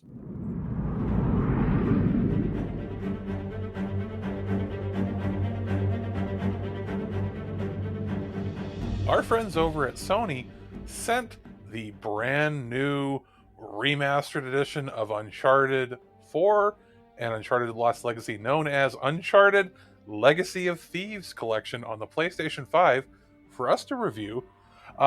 This is actually the first time I've played either of the games. I had played Uncharted 1 years ago, originally on the PS3. I didn't play any other version until recently, and in preparation for this, I went back and actually played all 3 of the original games in the PlayStation 4 collection. The what's it called? Not Legacy of Thieves, Nathan Drake collection, that was included with the PlayStation 5 as part of the PS4 collection on the PS Plus. So many collections, so many things. But basically, if you have a PS5 and then you have PlayStation Plus, you have access to about 20 games or so that you can download. And I played that. Played it on like the story-ish mode, like the easiest mode possible, where you don't even get trophies, just so I could get the story for this game, because I didn't want to spend too much time doing research, because I didn't know the storyline leading into this. So played those first 3 just to get just the story, and I thought they were awesome and fun. Some dated mechanics, obviously, and then moving into this, being that this was the only these were the games that were developed for PS4 and had more updated mechanics, and then obviously playing them on PS5 with the enhanced graphics. And I found them to be pretty fun. They are clearly the best of the bunch as far as just whole cinematic presentation, gameplay, everything. Quality of life updates and all that jazz, moving from the PS3 to PS4, and then obviously now into the PS5. So, what is improved? I don't need to talk about the story. I don't need to talk about that. It's all about the graphics and what improvements have been made. I played using the 3D Pulse headset. So, both of these games in the collection have full support for the 3D audio codecs. It's not revolutionary, but they've done a good job of giving the surround stereo spacing a good feel to it. You can hear things, in the right directions they're coming from. It's very well done without being hokey, so it's a good implementation. I'm glad that they included that. Obviously, there's enhanced controller options with the rumble being updated to use the haptic feedback, as well as the adaptive triggers. Those are pretty standard for PS5 fare, but I can say that the profiles are done quite well here. And as far as graphics go, the biggest improvement I found is there's obviously modes to play this game in 60 FPS, or you can play it in 30 FPS with the graphical fidelity higher. I found for these types of games, the trade-off is, do I want it to look the prettiest possible, or do I want it to run smoother? This is not a game that super requires twitch reflexes, being that it's, an action-adventure puzzle, cover shooter kind of game. So while it was impressive playing the game at 60 FPS, I found myself switching it back to the fidelity mode just to get that little bit extra graphics horsepower out of it. Seeing as this is a cinematic experience game, it almost feels right as we get closer to that 24 frames per second cinematic.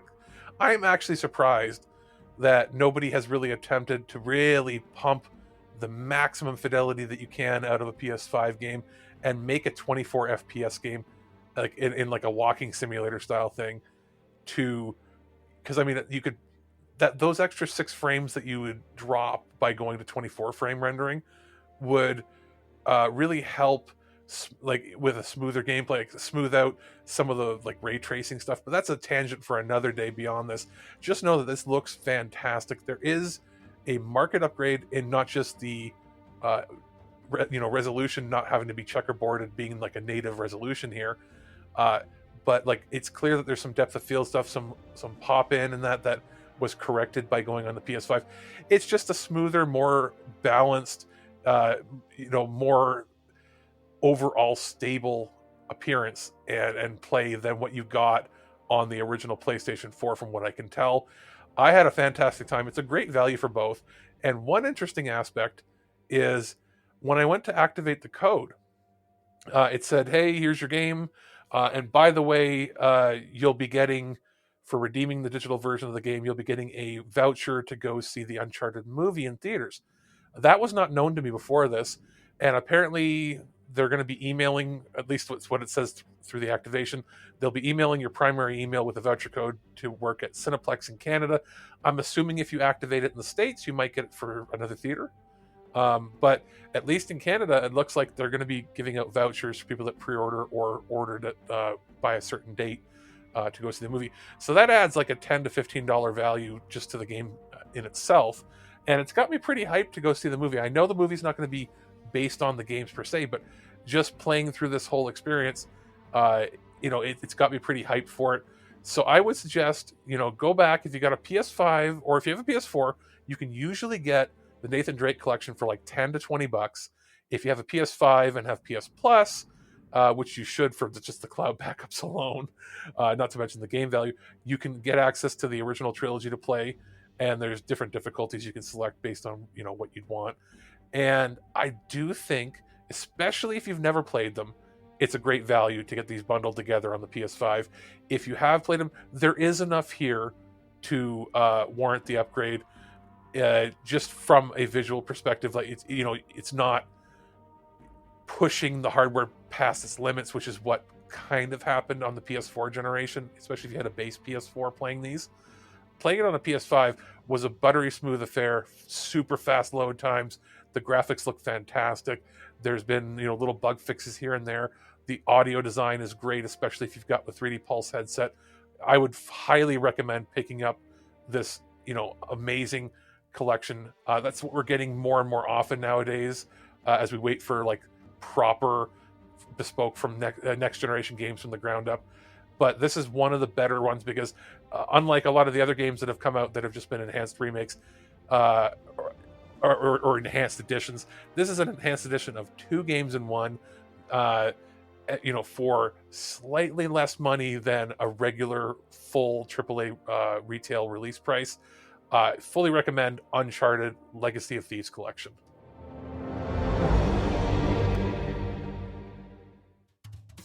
Go crazy? Don't mind if I do! Human sacrifice, dogs and cats living together, mass hysteria. Welcome back to ThisWeekInGeek.net. All right, guys, it is time to break down the strangest and most unusual stories from around the weird wide world, or weird, depending on the day.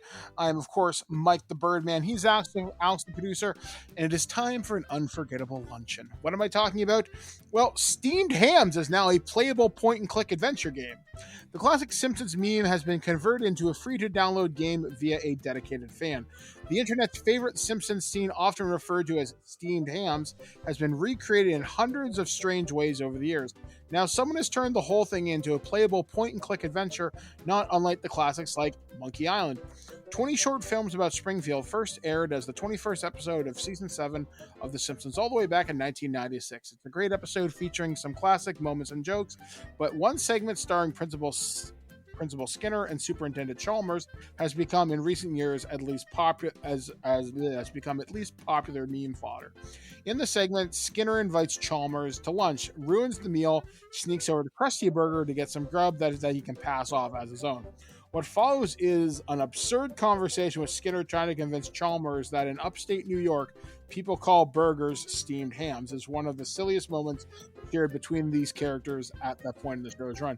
Now, in 2022, developer Neodemont has gone and recreated the whole thing as a playable game, complete with familiar graphics and UI from the classic adventure games of the era. You can download Game Jolt for free.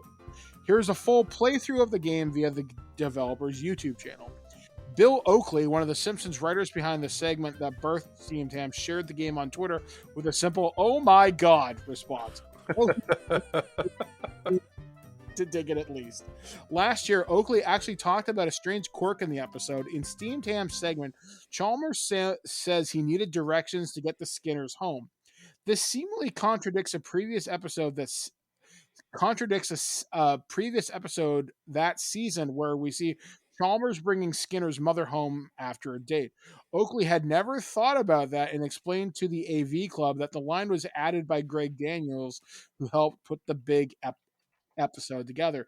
After you beat Steamed Hams, the adventure game, you can then click out the fan recreation of Lee Carvello's putting challenge, a terrible golf game seen in The Simpsons. Poor Bart, he deserved better than that. This is amazingly stupid, and I'm here for it. I mean, it's weird how some of these meme things become full playable games. I remember there was the KFC dating daddy from a couple years ago. You wanted it so bad. I really, really, really did. I think I downloaded it on Steam too. And there was another one that was put up by Wendy's. It wasn't a computer game, but it was a fully fleshed out tabletop role-playing game. I don't know whether I have it or not, but I'm sure someone has the files out there somewhere. And I think it was based on Pathfinder, but I'm not 100% sure. And you could fully play 4 playable subclasses, I think. Like your basic fighter, spellcaster, something like a druid or a ranger, and something else like a wizard. And yeah, you could have adventures fighting monsters wanting a Frosty or something. It was so strange. And I know when you and I were more involved with Terrible Warriors, we talked about doing it, but I don't want to promote a corporate brand. I'm like, but it's fucking stupid and fun, so why not? So yeah, I love stupid meme shit. You see some dumb shit out there, and I actually talked about this in the last segment. Someone took a meme of Police Chief Wiggum taking Homer to jail, and they crossed it with Sega Rally, and the background scrolls by, and the announcer is in sync with Homer going, turn left, turn right, good job, you caught air, and it's fucking ridiculous. And like you've been pretty heavy on like the weird mashups, shit posting stuff for The Simpsons for like 2 years now. Yeah, there's a group on Facebook, I'm sure many of you know it. It's called Simpsons Bort Posting. And my favorite mashup meme, it used to be their like the sugar dancing one where he's like with the where he's dancing to the Archie song Sugar. Yeah.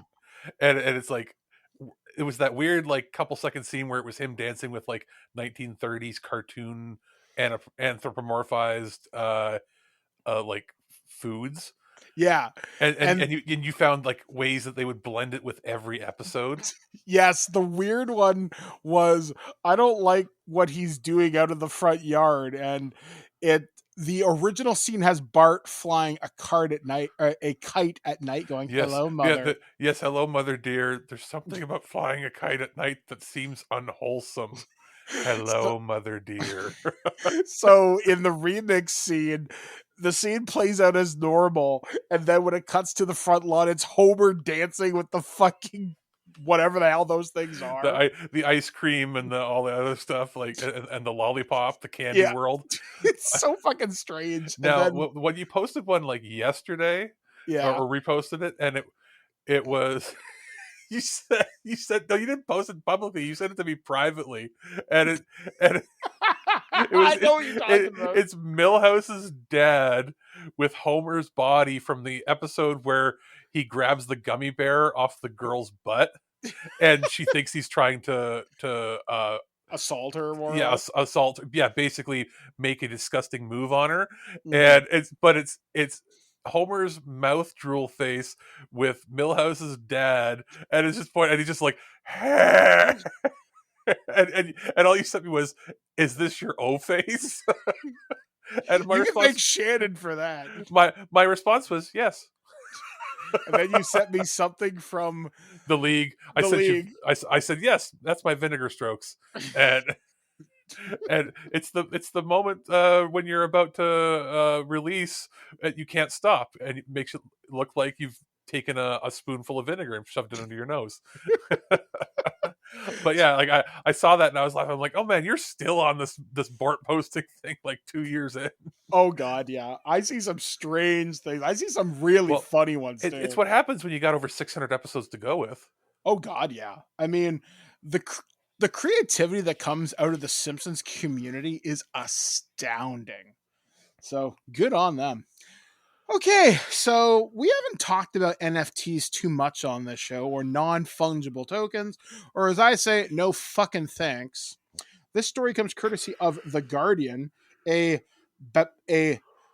Bataclan survivor shocked as surgeon tries to sell her X-ray as NFT. French surgeon faces legal action over attempted sale of image showing bullet lodged near bone. A French woman who survived the 2000 attack on the Bataclan concert hall in Paris was extremely shocked after learning her surgeon was attempting to sell an X-ray of her injuries online, her lawyer has said. A senior orthopedic surgeon at the Georgian Pompidou Hospital in Paris was revealed at the weekend to be offering an image of the woman's forearm showing a Kalashnikov bullet lodged near the bone as an NFT digital artwork.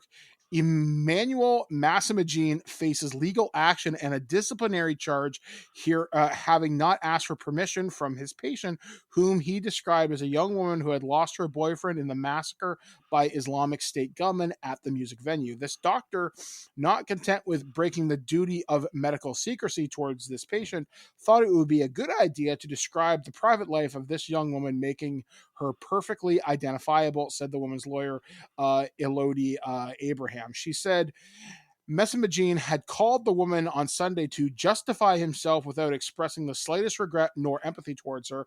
The woman has asked to remain anonymous. The image, which has now been withdrawn, was offered for sale for $2,776, or approximately £244.6 on the OpenSea website, according to the Mediapart website, which first reported the story. The attack on the Bataclan was a part of a wave of shootings and bomb attacks in the French capital on the night of November 13th, 2015, that claimed 130 lives. An NFT, or non-fungible token, is a unique certificate of ownership. These can be applied to any digital creation. While such a work can still be copied, it can only be sold by the owner of the NFT. In the art world, the NFT works burst into the mainstream last year and are now traded at major auction houses, generating several $100 million in transactions every month. NFTs are fucking stupid. Well, they're Ponzi scheme, pyramid scheme. They're in the same realm. They're a money-making scheme based on a lie. Yeah, there was actually a thing that happened this past week using cryptocurrency and Ozzy Osbourne, actually, and it worked out to NFTs, or it involved NFTs, and it was involving his new NFT project called Crypto Bats, or something like that. So basically they're pixelated bats with different hats and sunglasses and colors. Fucking stupid. So Ozzy had approved this, but whoever was running the account, because a lot of people use Discord to do a lot of the trading and talking about these things, someone had hijacked an old Discord link or something along those lines and bilked a shit ton of money out of people. And there was another scam that happened this last week with a Minecraft NFT project. The site was only live for a couple of days.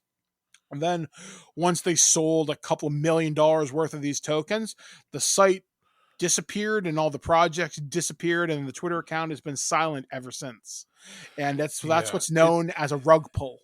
Well, we're not going to go deep into it because there's smarter people than us. We understand an aspect of it that could go into, and it's been done to death.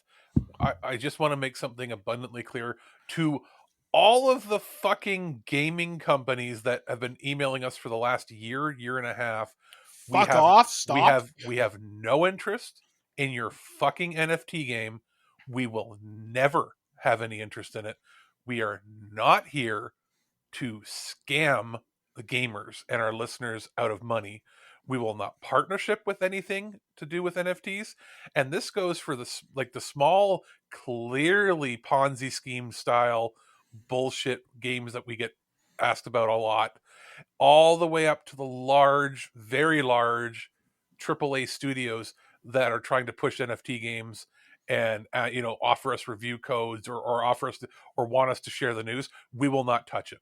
No, in fact, because within the next couple of years they will be illegal, and you are going to look very foolish for trying to even offer them. In fact, expect the European Union to completely ban them very, very soon. There was actually something. Jimmy Fallon bought one of the big NFTs, the Bored Ape Yacht Club, and I think he paid over $250,000. And it actually breaks a weird part of contract, because he's promoting something that he would directly benefit from, but there may be a point in the fine print where he can get away with that. So that's a little bit weird. No, it's going to be, this is worse than, you're like, oh, it's just like the Beanie Baby craze. No, it's not, because you don't actually own anything that's enforceable. Yeah. And the blockchain has vulnerabilities built into it. Vulnerabilities, especially if it's being paid in crypto. Like there is so much in this that if you were to trace it all back to the source, you're very, very likely in some way or shape or form inadvertently funding organized crime or some really seedy shit. So it's not going to be the cases for all, but there's no way of knowing. And at the same time, you're ruining the environment. The amount, like the whole blockchain stuff, you're feeding into the shortage of electronics. You're feeding into ruining the environment with wasting fossil fuels and power. It's ridiculous, all for the potential, like, you think it's long term, but for the potential like monthly gains that you could make, nickel and diming here and there. Fuck you. And that goes to every publisher that tries to contact us about this. And I'm saying this because we get them daily. Yeah, Trying to easily. promote.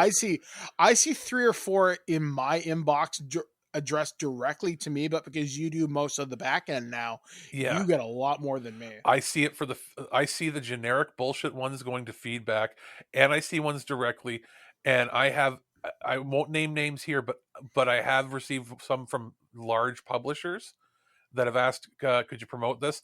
And usually, if it's something we're not looking to promote or not something we're looking to share news-wise, we'll just ignore it and move on. I have had to a couple times send people, when they've sent repeated emails or they said, oh, did you get this one? I've had to say, yes, we received it and we will not touch it. It's not a matter of us, maybe having personal problems with it.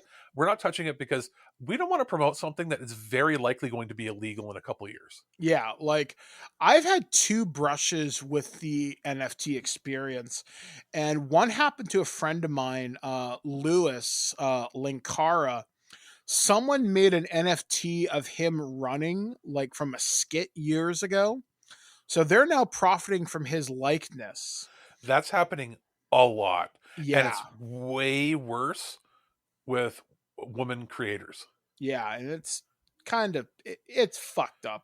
And then the other one is I actually qualify for one of the free NFTs from Ubisoft for Ghost Recon Breakpoint.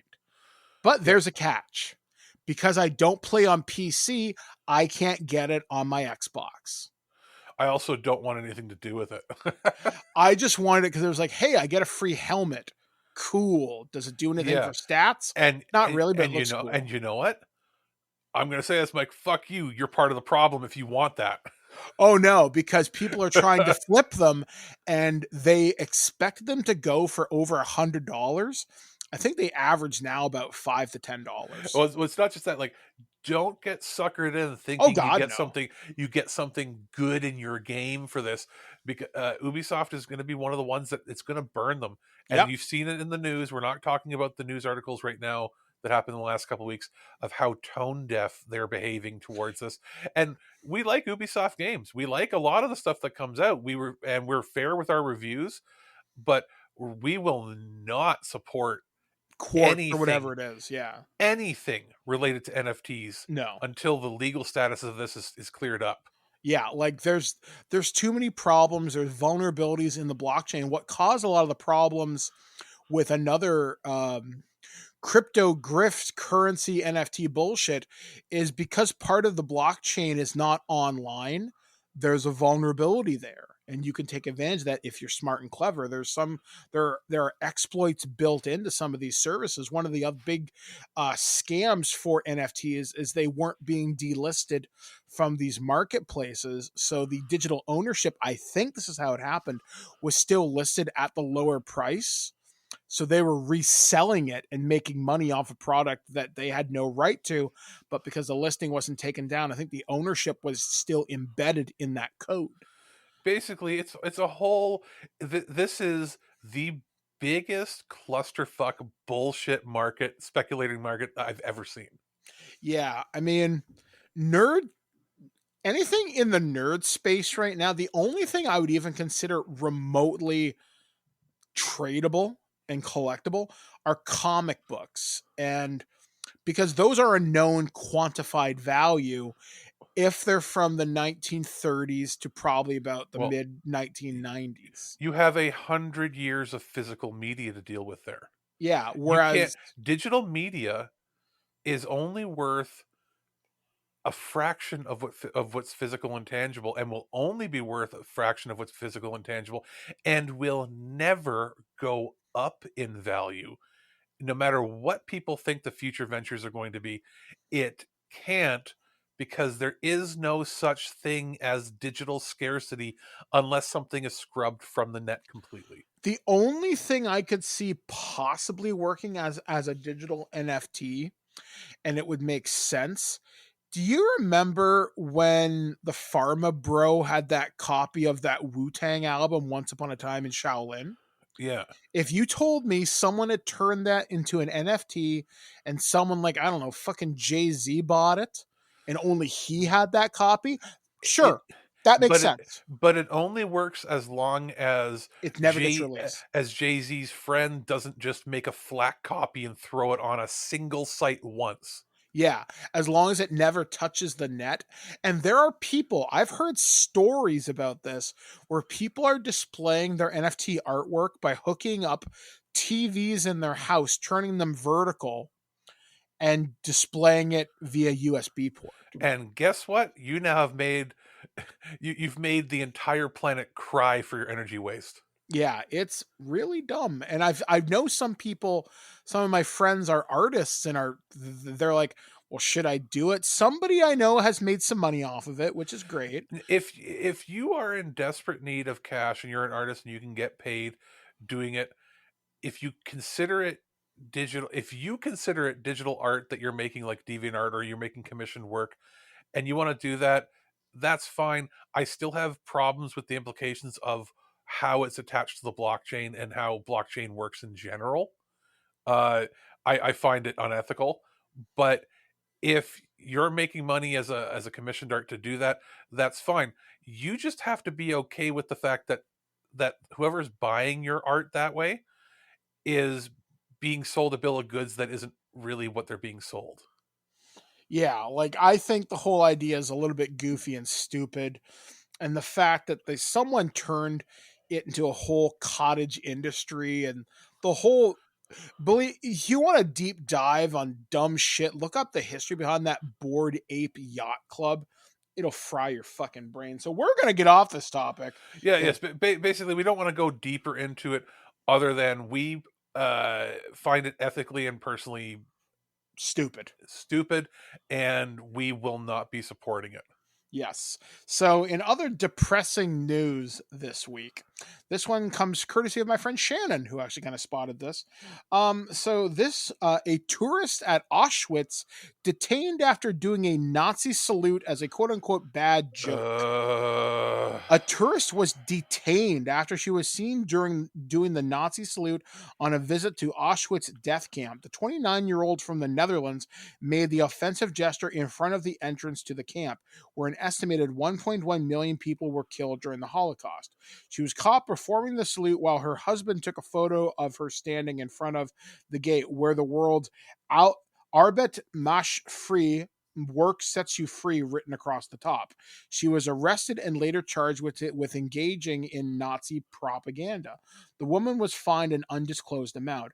Bartoza Izabiski, a spokesperson for the regional police, told PAP she explained it away as a bad joke. In a post to Twitter about the incident, police also said officers from within the southern city of Auschwitz detained the 29-year-old woman from the Netherlands today. The tourists have been spotted performing the Hitler salute in front of the sign.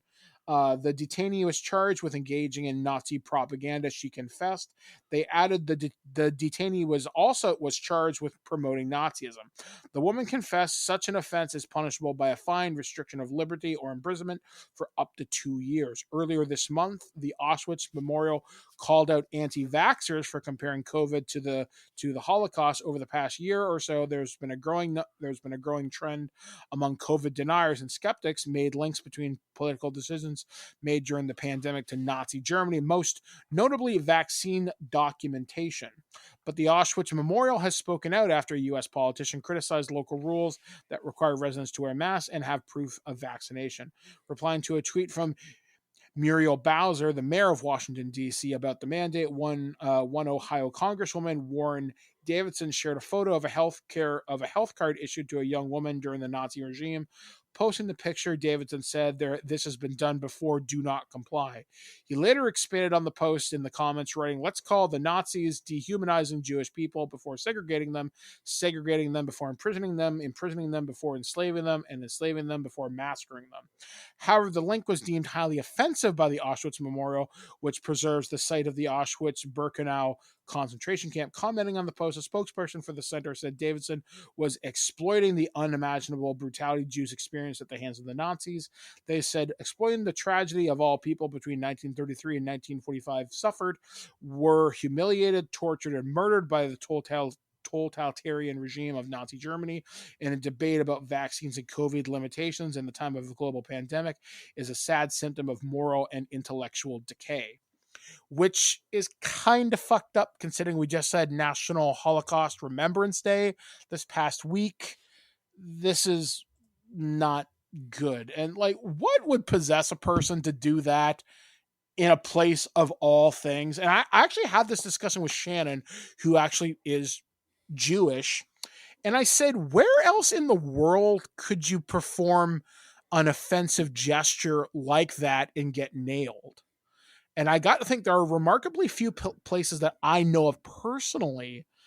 I said, I don't know, if you went to the Battle of Wounded Knee and did something offensive to indigenous people, there's one. I guess maybe go to the beaches of Normandy and do something fucked up. Well, you've got to understand the culture you're going into. What you might, as a person and within your own little bubble, think is funny with your group, knowing that it's a joke, unquote, quote. You've got to. I think it's not COVID. It's not the isolation. It is a generational thing. Being 29 means younger aged millennial. 90s kid. 90s millennial versus 80s millennial versus whatever, because there's basically two generations of millennials. There's a bubble mentality of not realizing that, like, when you move outside of the bubble of the community you're in, you have to understand the culture you're going to. And what you might make a joke of in your own home, be like, oh God, that's horrible, and then laugh it off. If you're doing that in public, in a place where thousands of people were exterminated, and there are very, very strict laws about what you can and cannot do in Germany and Poland and Czechoslovakia related to mocking or endorsing things that happened in World War II, this is something you should know. Yeah, like, this was a choice. And this is not a case of, oh, I didn't know. No, you should know, because the education we receive in schools growing up about how bad this stuff was and stuff that we saw that was real, you should know that that is not just inappropriate, that it is punishable. Like, you can't, like, if you fly a Nazi flag in Germany, they will throw you under the bus. Oh yeah, they will kick your ass. And that's the country that perpetrated it, not the country where it happened. So when you think about, you're going to Poland or Czechoslovakia, those are places you do not want to fuck around and do this. And it's like, she's getting fined and you could potentially get jail time. You remember, like, lucky that it was there, and the Netherlands had their own shit too during, like, there's a lot of that's wrong with this, but this brings to mind when Justin Bieber went to the Anne Frank house and wrote in the fucking guest book, I wonder if Anne would have been a believer. Yeah, that's very fucking tone deaf. And I will never forget that, because I was so incensed and angry. I'm not Jewish, but I was so offended and ashamed for our culture in Canada that this is how the most popular Canadian represented us. Yeah, like, really, that's what you're taking away from this, Justin? When it's a story of humanity. It is supposed to be. It's supposed to be. It doesn't matter how young you are. I mean, if you're like 9 years old, you say something stupid like that, you're like, oh, it's a 9-year-old kid. They don't understand the ramifications. Their brain isn't fully formed. This is a guy who was a late teen, early 20s, and He knew what he was doing. that was highly inappropriate. Like Yeah. that is a place for somber Reflection. introspective reflection. And like I almost feel like you should not go for a tour like that unless you have read the book or watched a movie about it. Yeah, I mean, like you need the context of, and not just for somebody to tell you about it. You need to read or experience it, and then you go. That like it was. I feel like they gave him the tour because he's famous and they wanted a photo op, and they got the worst kind of press that you could have got from that. yeah, I mean, So that's this only like. Oh, like I'm trying to think of like a good example. Like, and she thought she was going to get away with it too. Yeah, like I mean, it's not like you can post this on Facebook. Well, I mean, she probably was going to. We love the people of the Netherlands, but this is also a country where they don't always think of their actions or outside of their own bubble either. Well, I mean, they have Black Pete as their, instead of the elves for Christmas, it's a guy dressed up in blackface that helps Santa hand out presents, and they think that's okay. And in this day and age, they still think it's okay and defend it because it's part of their culture. So, I mean, every country has their own culture and own issues that within their own bubble makes sense, but doesn't work on the world stage. Just know that this was highly inappropriate, and I don't think she deserves jail time. Because again, intent is a very important part of it. If the intent was to be a joke, fine. But if they do a deep dive and find out she's part of a right-wing group or a white supremacist group, then she deserves time. Because then the whole point of this would have been, oh, it was a joke. It was a joke because I was taking a picture and then sending it to my white supremacist group. If they find that out, then she's in big shit. But if it was just a, hey, I was really stupid, I wasn't thinking when I did it, then she deserves a fine. So, but we'll see what happens there. But yeah, that was fucked up. I found another story to end on because you kind of went out of order. Because usually we try to end on the fun story or the weird story, and you started with the fun story and ended on the hard one. Yeah. Whoops. All right, go ahead. So I've got one for you here. Right. Now, actually, we got two different ones. I'll just say one quickly. I was going to read more, but it's like a one-liner, and this is from Kentucky, and it said from WKYT in Kentucky, man beaten with metal skillet after declining to offer potatoes.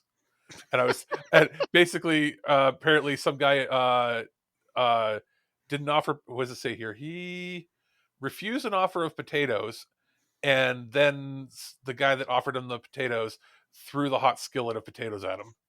And I'm like, that's all I could think of. The reason that this is very short, I just put it here because I was thinking of you doing the potatoes talk. Boil them, mash them, stick them in my ass. Yeah, boil them, mash them, splash the hot oil in my face, more like it here. But here's the real one. We're going to end. This is from Vice, and I did check. It's got a couple other sources too. So open source vaccines got more funding from Tito's vodka than the government. Wow. Yes, this is how we're going to end it. So, Corbavax is targeting low-income countries to stop COVID variants from emerging. Scientists say rich countries are still refusing to fund it. With Omicron variant spreading across the U.S. at an unprecedented speed, medical experts have reignited their calls for mass-producing patent-free COVID-19 vaccines. This is basically against Big Pharma, obviously, to address the lack of widely available vaccines in low-income countries. But two scientists in Texas who have successfully developed such a vaccine say their effort hasn't received any funding from the world's richest countries, including the United States. Dr. Peter Hotez and Dr. Maria Elena Bottazzi are professors at the Baylor College of Medicine and co-directors of the Texas Children's Center for Vaccine Development, where they are renewing their pleas for the U.S. federal government and other G7 countries to financially support the mass production of Corbavax, the world's first open-source, patent-free COVID-19 vaccine being distributed on a mass scale. Now, the article goes further and further and further, into the science behind it. And obviously there's the political aspects of Big Pharma wanting to shut that out, blah, blah, blah, blah, blah, Pfizer, blah, yada, yada, yada, yada. They want to give a vaccine for all. It's all good in there. But it says the Indian government approved Corbavax under an emergency authorization in the end of December after successful clinical trials with a 90% effectiveness, basically on par with the name brands that we all have here right now. But interestingly enough, in crowdfunding and raising money, it goes into details here specifically about how there's like billions of dollars from the US and other people that have been invested except in this project because, it's not something they can patent, right? But it says here, the philanthropic arm of the Texas-based Tito's Vodka donated $1 million to the effort and contributed more funds than the U.S. government. That's kind of fucked up. I mean, obviously, having a low-income option for vaccines is very important. Plus, if you can manufacture this in your own backyard without having to go to one of the big boys, that's incredibly useful. Well, could you imagine? You're in India or you're in a low, like, let's see, pick any random developing country in Africa, and you get your boxes delivered, and it's like, and it just says Corbavax, sponsored by Tito's Vodka. It's on the same truck and chilled. It works out. But I mean, obviously, they're doing it because there's a tax break involved. But at the same time, that's so telling, that like a private business of run by people. They're like, hey, let's donate, and they donate $1 million, which is a pretty big donation, and it's more than the whole federal government is giving.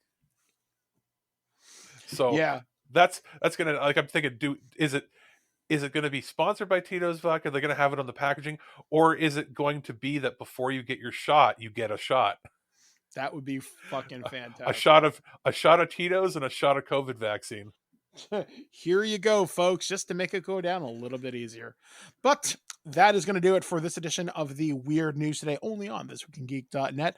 And we're going to leave you by going back to a much simpler time. So we're going to go to the faraway land of Aurora, Illinois. And we're going to join Wayne Campbell and Garth Algar, and we're going to check out Wayne's World from Paramount Home Entertainment. This is our review, and then Alex is going to have a couple thoughts related to that afterwards as we do our extra. We'll be back, guys, right after this. I see a little silhouette of a man. Scaramouche, will you do the fandango? Thunderbolts and lightning. Just outside of Chicago. Galileo. In the basement of this house. It's Wayne's World, party time, excellent. Broadcast history is about to be made. Extreme close-up. Hey guys, Mike the Birdman here, and we are taking a look at one of the latest releases from Paramount Home Entertainment. We are talking about Wayne's World 30th Anniversary Party On. This is the limited edition Steelbook, although the version we got was not the Steelbook, but it's still the same contents. Literally, Party On. So, Wayne's World, one of the first Saturday Night Live movies that was super, super successful, pretty much launched Mike Myers into the stratosphere. Shrek and Austin Powers, his name, what he can do. And to a lesser extent, Cat in the Hat, that movie's scary.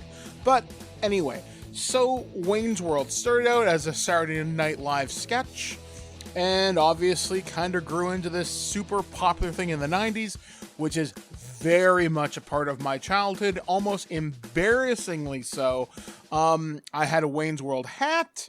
I lived and breathed this character during the year of its release. I played the soundtrack so much I wore out the cassette tape. There's some other embarrassing stories. I may or may not tell those on TWIG. Let's just say it involves dressing up. But these are classic movies. Obviously, two, heavy metal losers in Aurora, Illinois. And, they have their own little cable access show. And eventually, they sell that, and, they meet Tia Carrere, Cassandra. People fall in love, hilarity ensues, robot hands, Abraham Lincoln, ridiculousness, schwing, excellent, and all these other 90s isms that still very much survive into today's lexicon if you're of a certain age. Wayne's World 2, Wayne Stock, James Hong Kung Fu fighting, because why the hell not? And Robert Patrick as the T-1000. I was appreciative of that. Thank you. And Aerosmith, and Weird Naked Indian Guy, who actually just recently passed away, unfortunately, so a little bit of sadness there. This is a repack, as far as I can tell. I've never owned these movies on Blu-ray, at least I don't remember if I do or not. But it's kind of nice to see these movies again after so many years. And it's great to have access to the digital copies as well, because this does come with the Blu-ray. The digital copies, you can then take those anywhere. I'm pretty sure you can stream them in a few different places right now, but I don't know whether they're in one place together. In terms of special features, there are older features. The copyright on them is 2001.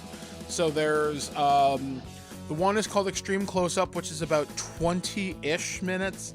And then the one for Wayne's World 2 is about 15 to 17 minutes. Both of them have director commentaries, which is nice. And only one of them has the trailer, which is the original Wayne's World. If you don't own these together, then you might as well get the Steelbook. I mean, it's nice. It looks cool. And these are classic movies. I mean, this is the time when the Saturday Night Live movie could not do wrong. And then you got ones like Superstar and Stuart Saves His Family and It's Pat, which are arguably less than memorable, we'll say. They're not getting 30th anniversary Steelbooks to my knowledge. So Wayne's World is a damn good time. It's the movie that introduced me to a lot of music. This is where I learned to get into Queen and so many other bands. I love these movies so much. Very big part of my childhood. And I gotta say, guys, party on, Wayne. You do the mega happy ending. Oh, the mega happy ending. That's doable.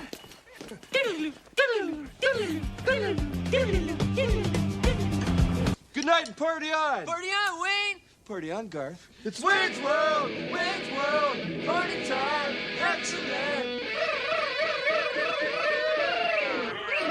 And we're out. Thank you for joining us here on ThisWeekInGeek.net. It's been a wonderful show.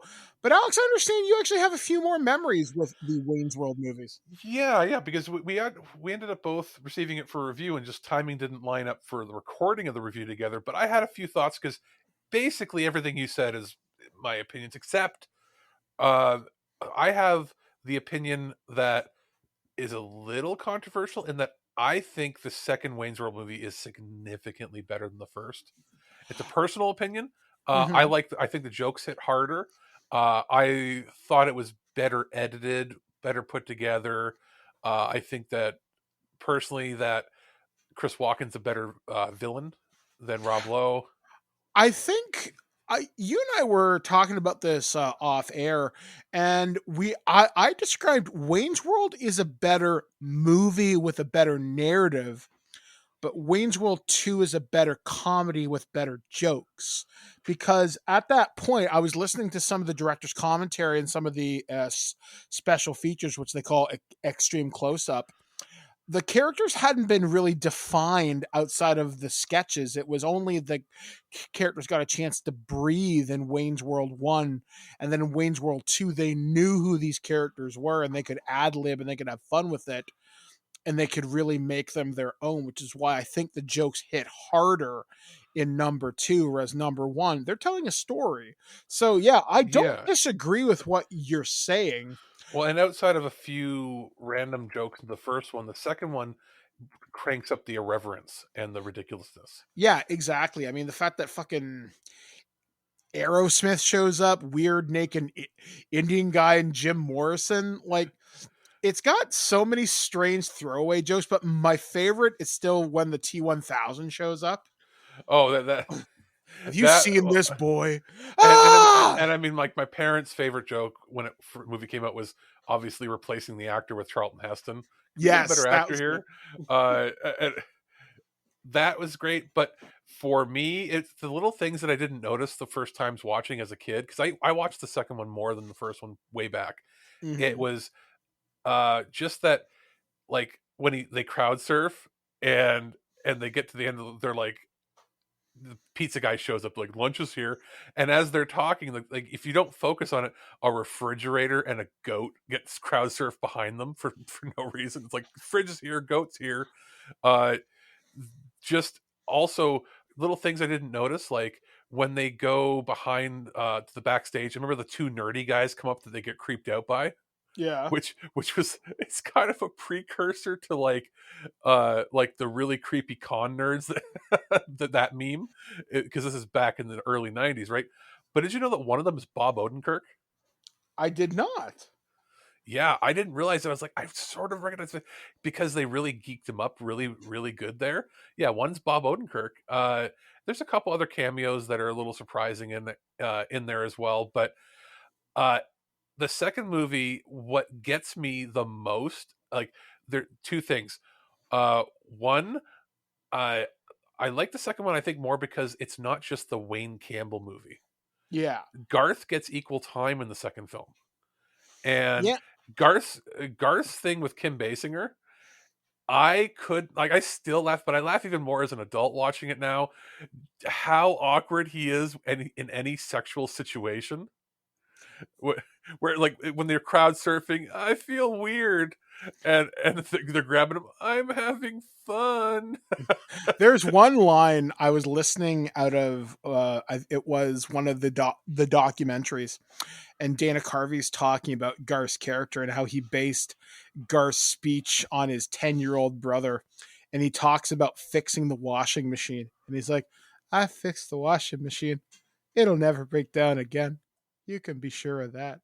And it's just that weird cadence that's where Garth's tone came from. But everybody on Wayne's World is doing an impression of Lorne Michaels, who was the producer of Saturday Night Live once upon a time. I think he still is. Oh yes, he's the driving force. Yeah, so I thought that was fantastic. And like overall, if you don't own these discs yet, now's the time. Plus, we didn't get the Steelbook, but Steelbooks look nicer on a shelf, and Paramount very rarely puts out a shitty one. Yeah. So it's nice to see this done. The only other thing I'll say, like I said, watch for any scene that, like, the jokes I feel are sharper in the second one. Like, I love Wayne's World 1. I love it. But like the second one has the sharper jokes, the more witty stuff. Like, especially anything that's like sexual related with Garth, where he doesn't get the joke and makes a comment back. But especially because the second movie has a little more Chris Farley, but the actor that plays the character, Del Preston, the roadie, and how the stories get more ridiculous, like where the Bengal tiger and having to beat people to death with his shoes. But it's just as he slowly progresses, when they start realizing that he never, like, he's gone a little mental over the course of 20 years since the 60s. And like what his descriptions are, it takes two people to run the front, the shows. You have the front of the stage and the back of the stage. And then, like, as he's finishing his description of how they're going to run the stage ops for the concert, he's like, and to the left and right of the stage are where we're going to have the machine guns. And they're like, it's like they're Browning 50 calibers. Now these babies tend to heat up, so you're going to want to shoot in 3-second bursts.